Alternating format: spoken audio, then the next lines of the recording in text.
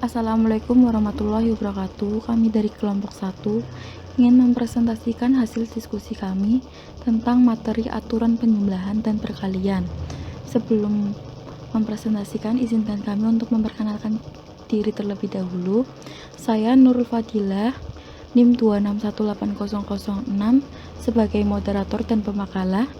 Yang kedua, Arum Fajar Nadila 2617059 sebagai pemakalah.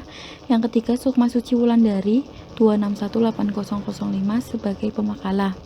Langsung saja, materi yang pertama akan disampaikan oleh saya sendiri. Yang pertama yaitu aturan penjumlahan. Jika untuk melakukan A dapat dikerjakan dengan N cara dan untuk melakukan B dapat dikerjakan dengan M cara, sedangkan A dan B tidak dapat dikerjakan bersama-sama, maka A atau B dapat dikerjakan dengan N plus M cara. Artinya, jika Anda mempunyai dua kasus yang mungkin terjadi namun tak mungkin terjadi bersamaan, maka jumlahkan jika Anda hanya dapat melakukan salah satu hal atau hal yang lainnya saja. Jumlahkan secara teoritis jika Anda mempunyai N himpunan A1, A2 sampai dengan AN yang tidak saling barisan satu dengan yang lainnya, maka caca anggota semua himpunan sama dengan jumlah anggota masing-masing himpunan. Rumusnya adalah AI irisan AC sama dengan himpunan kosong. Setiap I tidak sama dengan J, maka nilai mutlak U I sama dengan 1 sampai dengan N. AI sama dengan sigma I sama dengan 1 sampai dengan M nilai mutlak AI. Langsung saja ke contoh soal. Misalkan klub sepak bola dari sekolah mempunyai 40 anggota, sedangkan klub bulu tangkis mempunyai 20 anggota. Misalkan ada 7 siswa yang merangkap menjadi anggota kedua klub. Tentukan jumlah anggota dari klub tersebut. Penyelesaiannya, untuk menemukan jumlah anggota kedua klub tersebut, kita membentuk 3 himpunan yang saling lepas atau tidak beririsan. Pertama, himpunan atau klub yang terdiri dari pemain sepak bola saja, 40 dikurangi 7 sama dengan 33 siswa. Kedua, himpunan atau klub yang terdiri dari pemain bulu tangkis saja, 20 dikurangi 7 sama dengan 13 siswa. Ketiga, himpunan yang terdiri dari pemain sepak bola sekaligus pemain bulu tangkis, yaitu 7 siswa. Dengan demikian, jumlah anggota dari kedua klub adalah 33 ditambah 13 ditambah 7 sama dengan 53 siswa. Selanjutnya, tentang definisi 2.1.1 aturan penjumlahan. Jika suatu pekerjaan dapat dilakukan dengan cara-cara yang berbeda, maka terdapat rumus N1 plus N2. Yang kedua, cara melakukan pekerjaan tersebut. Untuk lebih memahami aturan penjumlahan, diperhatikan contoh berikut ini. Seorang anak tinggal di daerah X dan akan pergi ke sekolah yang berada di daerah Y dengan bus atau kereta. Banyaknya cara anak tersebut dari X ke Y sebanyak 3 plus 2 sama dengan 5 cara.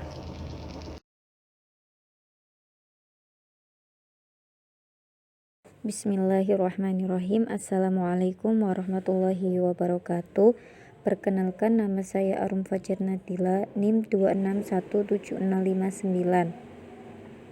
Saya akan menjelaskan mengenai definisi 2.1.4 mengenai generalisasi aturan penjumlahan. Jika sebuah pekerjaan dapat dilakukan dalam N1,R cara yang semuanya berbeda, maka terdapat N1,R cara untuk melakukan pekerjaan tersebut. Maksudnya, misalkan N1-nya itu nilainya 5 dan R-nya itu 2. Nah, nilai dari N1 dan R itu kan berbeda. Maka terdapat N1 plus R untuk melakukan pekerjaan tersebut. Seperti itu. Kita langsung ke contoh soal. Contoh 2.1.4. Seorang mahasiswa dapat memilih sebuah proyek dari 3 daftar proyek yang disediakan. Ketiga daftar berturut-turut memuat 25, 15, dan 20 proyek yang mungkin dipilih dan semuanya berbeda. Tentukan banyaknya cara mahasiswa untuk memilih satu proyek tersebut. Langsung ke penyelesaiannya. Masalah pemilih proyek ini dapat diselesaikan dengan aturan penjumlahan, karena proses pemeliharaan satu proyek 3 daftar yang disediakan tidak harus dilakukan secara berurutan, tetapi nilainya itu berbeda. Oleh karena itu, terdapat 25 dikurangi 15 plus 20 sama dengan 60 cara untuk melakukan sebuah proyek dari 3 daftar yang tersedia.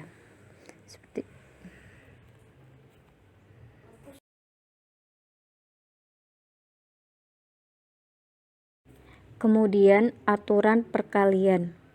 Jika untuk melakukan A dapat dikerjakan dengan N cara dan untuk melakukan B dapat dikerjakan dengan M cara yang tidak tergantung pada bagaimana A dikerjakan, maka untuk mengerjakan A dan B dapat dilakukan dengan N kali M cara.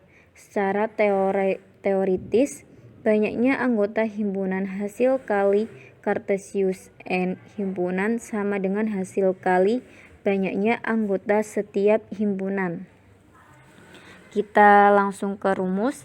Himpunan N, I sama dengan 1, A, I sama dengan A1 kali A2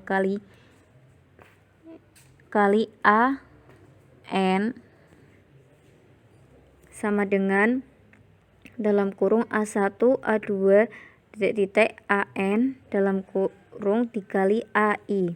Anggota NAI, I sama dengan 1,2,3 titik N sama dengan himpunan I sama dengan 3, NAI sama dengan himpunan I sama dengan 1N kali AI.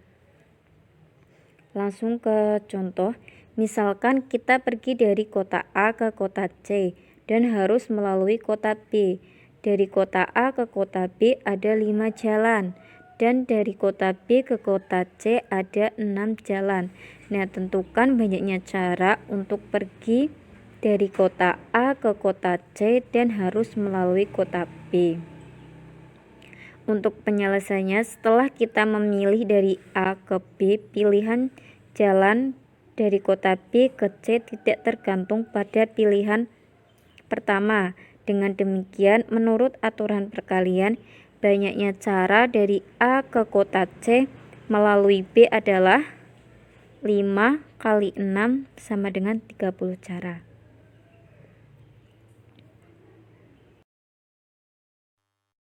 Materi selanjutnya disampaikan oleh Mbak Sukma Suciwandari. Kepadanya saya persilahkan. Selanjutnya masih aturan perkalian. Aturan definisi ini sama seperti definisi yang tadi, hanya berbeda pengertiannya saja, tapi inti dan maksudnya itu sama. Misalkan suatu pekerjaan dapat dibagi menjadi 2 prosedur yang berurutan. Jika terdapat N1 cara untuk melakukan prosedur pertama dan N2 cara untuk melakukan prosedur kedua setelah prosedur pertama selesai dilakukan, maka terdapat N1 kali N2. Maksudnya sama saja seperti yang definisi tadi, hanya saja beda pengertian.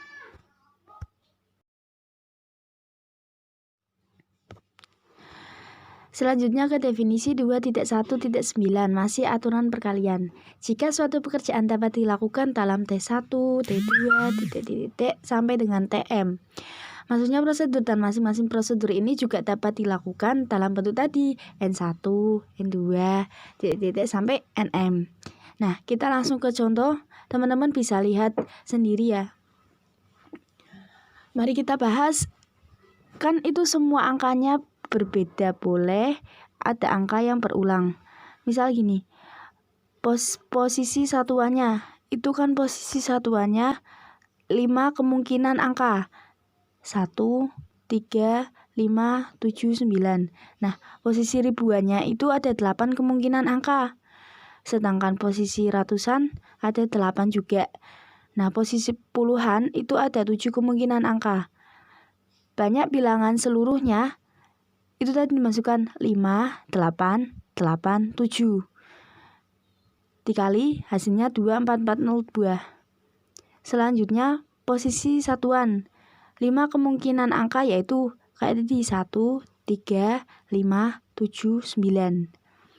Posisi ribuan, 9 kemungkinan angka berarti kan 1 sampai 9. Posisi ratusan, 10 kemungkinan berarti 0 sampai 9. Posisi puluhan, 10 kemungkinan angka berarti 0 sampai 9. Banyak bilangan ganjil seluruhnya berarti 5, 9, 10, 10. Kita kalikan hasilnya 4.500.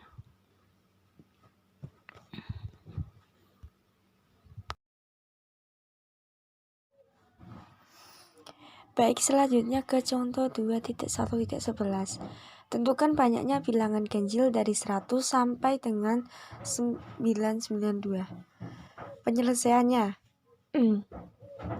Terdapat dua kasus, yaitu semua angka berbeda atau terdapat yang berulang. Ini sama seperti yang saya tadi ya. Pada semua kasus terdapat 3 prosedur, yaitu memilah angka pada posisi ratusan, memilah angka pada posisi puluhan, dan memilah angka pada posisi ratusan. Pada kasus pertama dan kedua, terdapat 5 cara untuk memilah angka pada posisi satuan, yaitu 1, 3, 5, 7, atau 9.